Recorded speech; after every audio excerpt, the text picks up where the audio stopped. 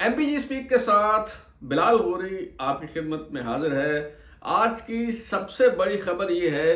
کہ سابق army chief اور سابق ڈی جی آئی ایس آئی کو نوٹس جاری ہونے جا رہے ہیں اور انہیں سپریم کورٹ طلب کیا جا رہا ہے۔ ملزم جنرل قمر جاوید باجوہ ولد اقبال باجوہ اور ملزم فیض حمید ولد صبح صادق حاضر ہوں۔ یہ نوٹس آج جمعہ کو سپریم کورٹ سے جاری کیے جانے کا امکان ہے اور اسلام آباد ہائی کورٹ کے جو برطرف جج ہیں جسٹس شوکت عزیز صدیقی، ان کا کیس ایک نئے موڑ پہ آ گیا ہے۔ آج اس حوالے سے سپریم کورٹ میں جو ہے وہ سماعت ہوئی اور سپریم کورٹ کی طرف سے یہ موقع دیا گیا جسٹس شوکت عزیز صدیقی کو کہ کیا وہ سابق D G I S I general Faiz Hameed کا نام بطور فریق شامل کرنا چاہتے ہیں یا نہیں، اور اس کے جواب میں جسٹس شوکت عزیز صدیقی کی طرف سے ایک ترمیم شدہ آئینی درخواست دائر کر دی گئی ہے اور اس کے بعد آج جمعہ کو اس پہ دوبارہ سماعت ہونی ہے اور سابق army chief general Qamar Javed Bajwa اور سابق D G I S I general Faiz Hameed دونوں کو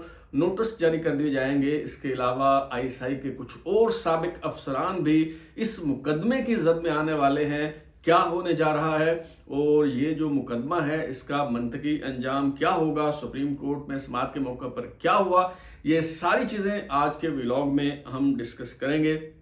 جیسا کہ آپ جانتے ہیں کہ جمعرات کو سپریم کورٹ میں اس اہم ترین کیس کی سماعت ہوئی۔ میں بھی اس موقع پہ جو ہے تاریخی موقع پہ شریک ہونا تھا میں نے، لیکن مجھے ایک ضروری کام کی وجہ سے لاہور آنا پڑ گیا، جس کی وجہ سے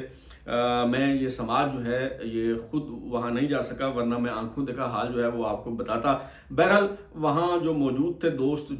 جنہوں نے اس سماعت کے موقع پہ جنہوں نے یہ ساری کارروائی جو ہے وہ دیکھی، ان سے جو تفصیلات مجھے موصول ہوئی ہیں ان کے مطابق یہ جو سپریم کورٹ کا 5 رکنی بینچ ہے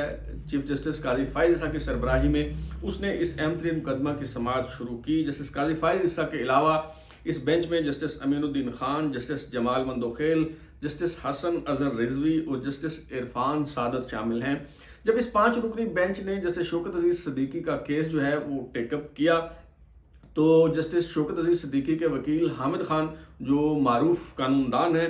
انہوں نے کہا کہ بینچ تبدیل ہو گیا ہے اور آخری مرتبہ جو ہمارا کیس ہے جون 2022 میں اس کی سماعت ہوئی تھی، اور انہوں نے بتایا کہ سابق chief justice justice Umar Ata Bandial, justice سردار طارق مسعود، جسٹس اعجاز الاحسن، جسٹس مظہر عالم میاں خیل اور جسٹس سجاد علی شاہ یہ کیس سن چکے ہیں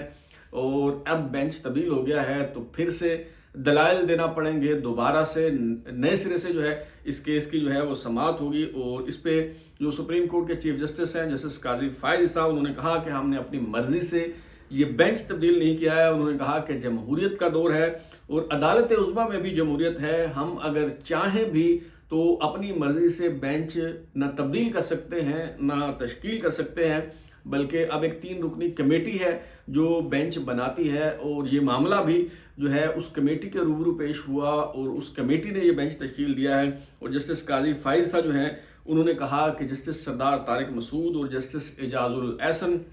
جو اس کمیٹی کے بھی رکن ہیں اور اس سے پہلے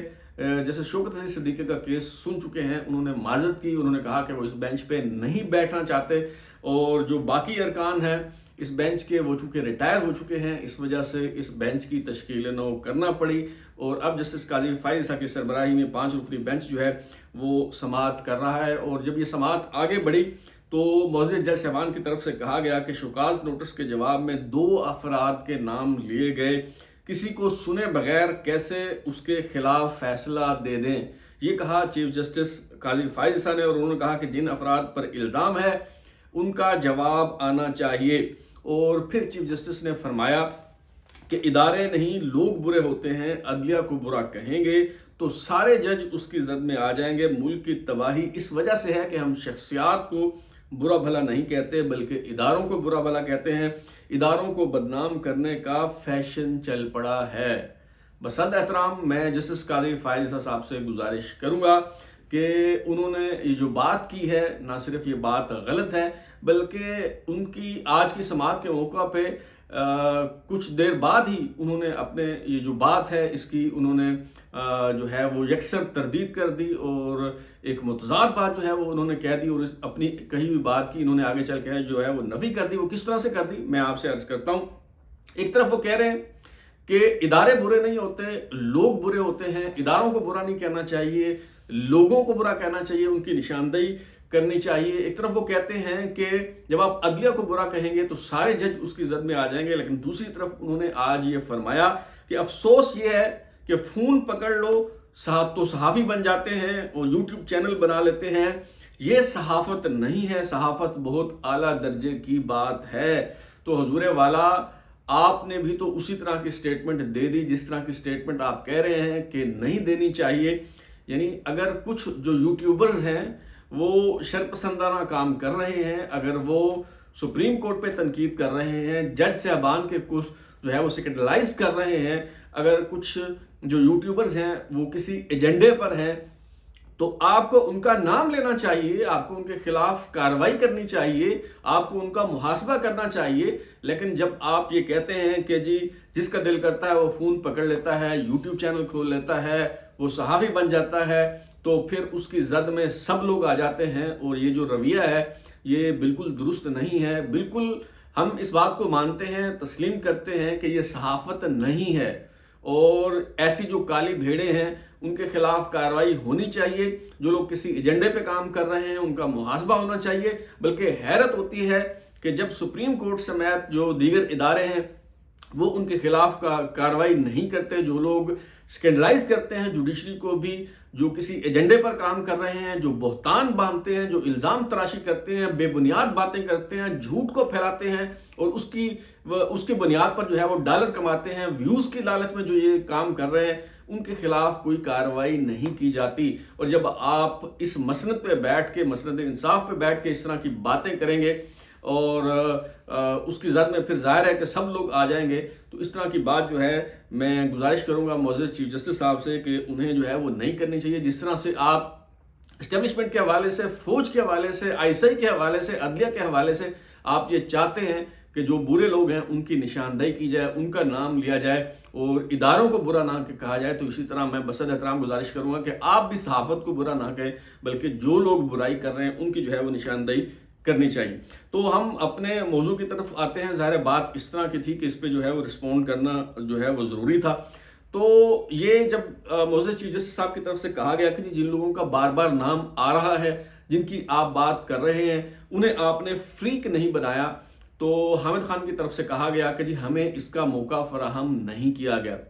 اور یہ بات بالکل سچ ہے کہ جیسے شوکت عزیز صدیقی صاحب تو شروع دن سے یہ بات کر رہے ہیں. جب سپریم جوڈیشل کونسل میں ان کے خلاف کارروائی شروع ہوئی تو وہاں بھی انہوں نے اپنا ایفیڈیوٹ جمع کروایا اور بتایا کہ کس طرح اس وقت کے جو DGC ہیں، جو بعد میں DGI بنے، اس وقت میجر جنرل تھے، بعد میں لیفٹیننٹ جنرل کے رینک پہ پروموٹ ہو گئے، جنرل فیض حمید، وہ کس طرح ان کے گھر آتے تھے، کس طرح سے انہوں نے کہا کہ جی نواز شریف کا کیس اگر آپ کے پاس لگے گا تو آپ کیا فیصلہ دیں گے. جیسے شوکت عزیز صدیقی نے کہا کہ جی وہ میں میرٹ پہ فیصلہ کروں گا، تو اس پہ انہوں نے فرمایا کہ پھر تو ہماری 2 سال کی محنت ضائع ہو جائے گی. اور ساتھ ہی انہوں نے یہ پیشکش کی کہ جی اگر آپ یہ فیصلہ ہماری مرضی سے کر دیں تو آپ چیف جسٹس بن جائیں گے. انور قاسی صاحب جو ہیں وہ جلدی ریٹائر ہو جائیں گے اور آپ کو ان کی جگہ چیف جسٹس بنا دیا جائے گا، اور ان کے ساتھ ISI کے دیگر آفیسرز بھی ہوتے تھے.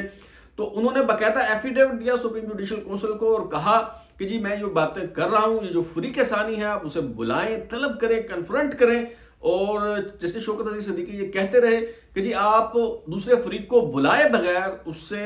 بات کیے بغیر، اس سے جواب لیے بغیر یہ فیصلہ کس طرح سے کر سکتے ہیں. ہونا تو یہی چاہیے تھا کہ جیسے شوکت عزیز صدیقی نے جو بات کہی تو اس وقت DGI کو بلا کر پوچھا جاتا اس سے کہ تمہاری جرت کیسے ہوئی کہ تم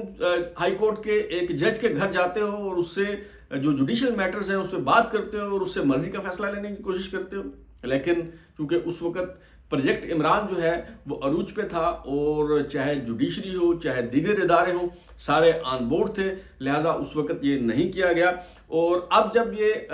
جیسے شوکت عزیز صدیقی کے وکیل کو کہا گیا تو انہوں نے کہا کہ جی ہمیں موقع فراہم نہیں کیا گیا، اگر ہمیں آپ موقع فراہم کریں تو ہم یہ کرنے کو تیار ہیں. اس پہ جو معزز چیف جسٹس ہیں انہوں نے 1 دن کی مہلت دے دی. انہوں نے کہا کہ جی آپ کو 1 دن ہم دیتے ہیں، اگر آپ ان لوگوں کو اگر آپ فریق بنانا چاہتے ہیں تو آپ بنا سکتے ہیں. تو پھر جمعرات کے دن ہی جسٹس شوکت عزیز صدیقی کی طرف سے ایک ترمیم شدہ آئینی درخواست سپریم کورٹ میں دائر کی گئی، جس میں نہ صرف سابق DGI لیفٹیننٹ جنرل ریٹائرڈ فیض حمید کو فریق بنایا گیا ہے، بلکہ بڑے بڑے نام جو ہیں وہ اس میں شامل ہیں۔ میں آپ کو بتاتا ہوں کہ کون کون سے نام جو ہیں وہ شامل ہیں۔ انہوں نے جسٹس شوکت عزیز صدیقی نے جو ہے وہ اپنی اس پٹیشن میں سابق army chief general retired Qamar Javed Bajwa کو فریق بنایا ہے، جو وزارت دفاع ہے اس کے توسط سے۔ پھر انہوں نے سابق ڈی جی آئی سی لیفٹیننٹ جنرل ریٹائرڈ فیض حمید کو فریق بنایا ہے۔ جو تیسرے فریق ہیں اس میں وہ بریگیڈیئر ریٹائرڈ عرفان رامے ہیں، جو آئی ایس آئی میں جو جنرل فیض حمید کی کور ٹیم ہے اس کا حصہ تھے۔ ایک اور جو ممبر ہیں فیض حمید کی ٹیم کے، وہ بریگیڈیئر ریٹائرڈ فیصل مروت ہیں، انہیں بھی جو ہے وہ رسپونڈنٹ بنایا گیا ہے جیسے شوکت عزیز صدیقی کی ترمیم شدہ آئینی درخواست میں۔ جو اگلا نام ہے وہ بریگیڈیئر ریٹائرڈ طاہر وفائی کا ہے، اور یہ بھی پروجیکٹ عمران کو جو ہے وہ آگے بڑھانے میں اور یہ جو گند مسلط ہوا پاکستان پر اس کو پروموٹ کرنے میں اور یہ جو سارا ایجنڈا تھا اس کو لانے میں جو ہے وہ ان کا بڑا اہم کردار رہا، اور فیض حمید کی ٹیم کے جو ہیں یہ ممبر تھے، ان کو بھی فریق بنایا گیا ہے۔ سابق جو چیف جسٹس ہیں اسلام آباد ہائی کورٹ کے، جن کے دور میں جسٹس شوکت عزیز صدیقی کے خلاف ریفرنس فائل کیے گئے، انور خان قاسی، جسٹس ریٹائرڈ انور خان قاسی، انہیں بھی فریق بنایا گیا ہے، جبکہ جو سابق رجسٹرار ہیں ارباب محمد عارف، انہیں بھی جو ہے وہ فریق بنا دیا گیا ہے، اور یہ جو ترمیم شدہ آئینی درخواست ہے یہ جمع کروا دی گئی ہے، اور اب آج یعنی جمعہ کو اس پہ سپریم کورٹ میں دوبارہ سماعت ہوگی۔ جسٹس قاضی فائز صاحب کے سربراہی میں سپریم کورٹ کا جو 5 رکنی بینچ ہے وہ سماعت کرے گا، اور ظاہر ہے اس میں پہلا مرحلہ یہ ہوگا کہ یہ جو رسپونڈنٹس ہیں جنہیں ابھی درخواست میں جن کا نام جو ہے وہ دیا گیا ہے، جن کے میں نے نام ابھی پڑھ کے آپ کو بتائے ہیں، ان سب کو نوٹس جاری کیا جائے گا۔ انہیں کہا جائے گا کہ جی آپ عدالت میں حاضر ہوں، اگر آپ کے پاس اپنے دفاع میں کچھ کہنے کو ہے تو آپ آ کے جو ہے وہ بتائیں۔ اب دیکھنا یہ ہوگا کہ جیسے شوکت عزیز صدیقی نے تو اپنے حصے کی ذمہ داری نبھا دی ہے، انہوں نے اس وقت بھی ذمہ داری نبھائی جب بولنا مشکل تھا، جب بہت کڑا وقت تھا، تو اس وقت بھی انہوں نے اس منصوبے کو ناکام بنایا، اور اس پہ جو ہے راولپنڈی بار میں انہوں نے تقریر کی، اپنے حصے کی شمع انہوں نے جلائی، اور اب بھی انہوں نے اپنی ذمہ داری ادا کر دی ہے ان سارے لوگوں کے نام لے کے، اور بطور ریسپونڈنٹ ان کا نام اپنی آئینی درخواست میں شامل کر کے۔ دیکھنا یہ ہوگا کہ اب سپریم کورٹ بھی کیا اپنی ذمہ داری نبھاتی ہے یا نہیں نبھاتی۔ اب یہ جو لوگ ہیں یہ سپریم کورٹ میں پیش ہوتے ہیں نہیں ہوتے، اگر یہ لوگ پیش نہیں ہوتے تو ظاہر ہے کہ انہیں